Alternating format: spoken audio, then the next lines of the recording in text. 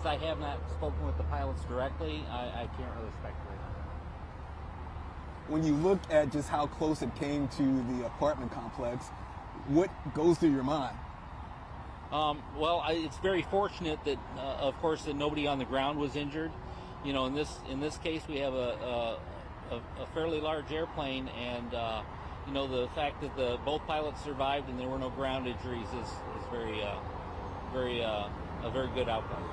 Can you walk? Sorry, what's the protocol here in terms of contaminants, things along that So the Environmental Protection Agency does have people on site that will address the any fuel contamination issues, things like that. So what's going on here on scene?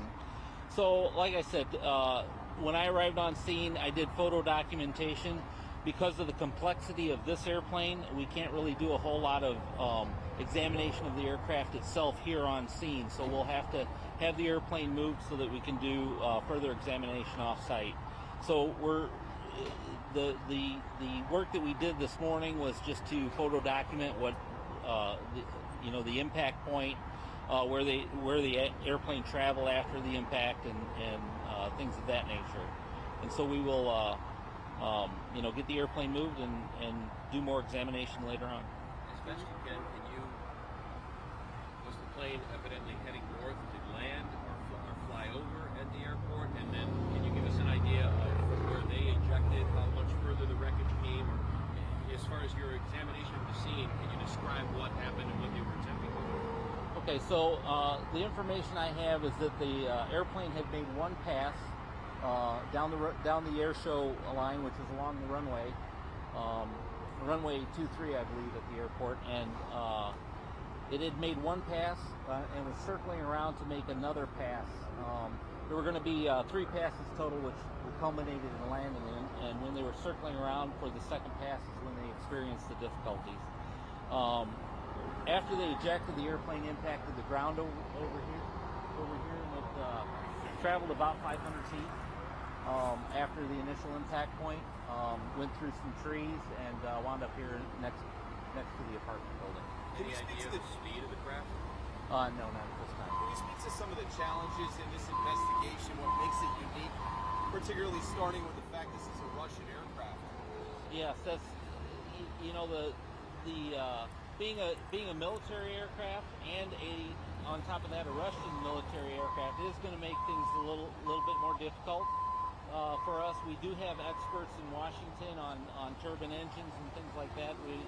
I plan to employ their assistance with doing engine examinations, component examinations, things like that. But the fact that it is a Russian military airplane and there's no what we refer to as a type certificate. Civilian airplanes have a type certificate which kind of details everything, and you have manufacturers that you can go to get assistance with examination of the airplane, and this definitely will make this more difficult. How much dialogue have you been able to have with the pilot at this point?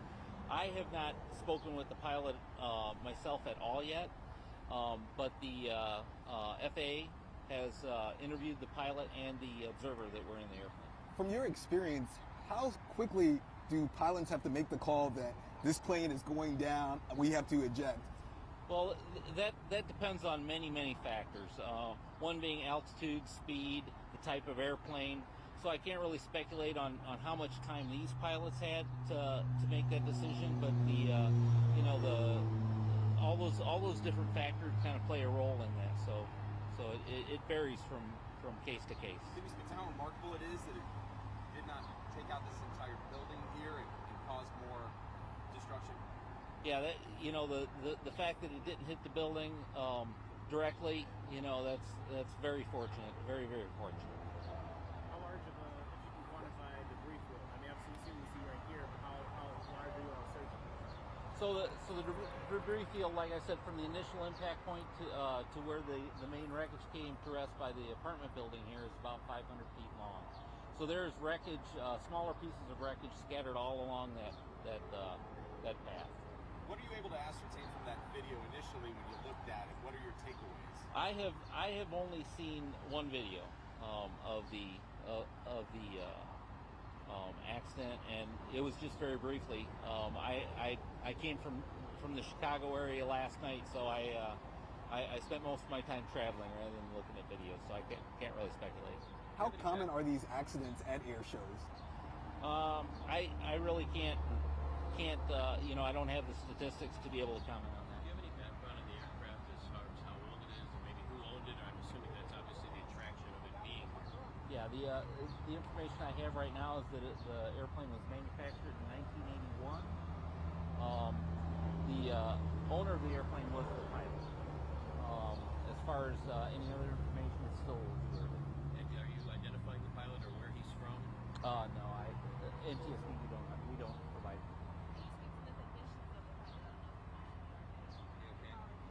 All I can say is that the pilot has serious but not life-threatening injuries. The observer had minor injuries. Is there any thought, and I know it's early, in regard to air shows and then traffic of aircraft over residential areas, is there a concern here? Was it any first impressions of if it was appropriate, inappropriate, where they were flying?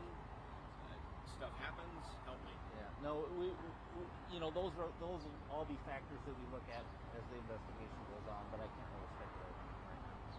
How much time do you anticipate something like this taking before you get definitive answers? So the way the NTSB process works is a preliminary report, which details some of the facts and circumstances. We know them will come out within about 10 days. However, the factual report and the probable cause could take up to 2 years for final reports.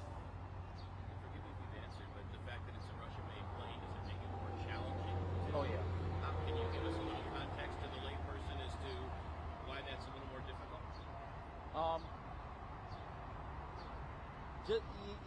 When we have an accident involving even Ford-made products that are supported by the manufacturers, we can get assistance from those manufacturers to assist us in our investigation. In this case, I'm not sure what kind of support we'll be able to get for basically a retired Russian military airplane. I'm not sure what we can get as far as support in that regard. Do you anticipate an obvious challenge here in terms of the Russian government being of any help to you? Yeah, we'll just have to wait and see what happens.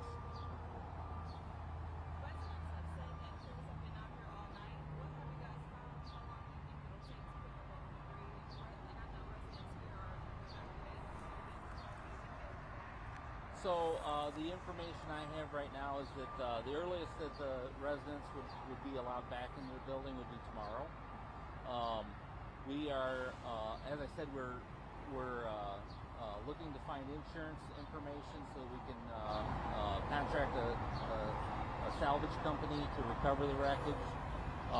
The recovery, once the salvage team gets here, will take about a day. But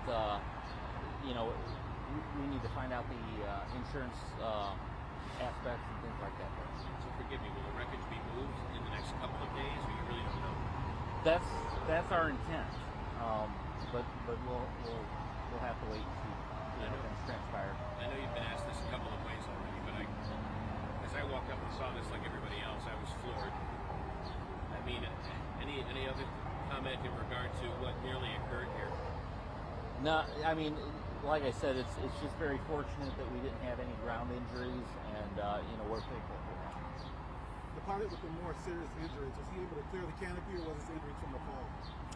I'm not sure what exactly caused his injuries. All I know is that he had some more serious injuries. Do you plan any further updates or not? I don't have any planned at this point. As I said, our investigation, the on-scene portion here is pretty much done because it's basically just on-scene documentation of the scene, and we'll be doing more of the meat of the investigation of the airplane itself at an off-site location. Did you say how long of a debris field it was? You said it traveled 500 yards, I believe, but is there debris spread? About 500 feet. I'm sorry. 500 feet, and there is wreckage all the way from the start, the initial impact point, all the way to the building. So Smaller pieces of debris in the initial part of the debris field, with the bulk of the wreckage right here by the And I'm assuming that because the plant is so large, that's why you guys have to hire a Correct. The NTSB, we don't do the salvage ourselves. We don't do the salvage ourselves. We rely on salvage contractors to do that. So can I take your name and title one more time? Yes, my name is John Brannon. That's JOHN BRANNEN, and I'm a senior air safety investigator for the National Transportation Safety Board. All right, the news conference just wrapped up. All good? 3 pieces of information I want to go over. We now know that the pilot is in serious condition. All right, that was members of the National Transportation Safety Board going over some of the questions that they're still looking for answers to regarding yesterday's crash. Again, the most important thing they were stressing is that nobody on the ground was hurt, and it's incredible considering the images that we saw of that plane crash and those pilots ejecting, that nobody was hurt. We're going to take a quick break, and then we will be back in just a few moments. We're looking at about 5 minutes maybe, and we'll be back here with a press conference from Mel Tucker. We are just 18 days out from kickoff in Spartan football. We'll hear what he has to say about this upcoming season, what we can expect, and what changes still need to be made. Thanks for watching.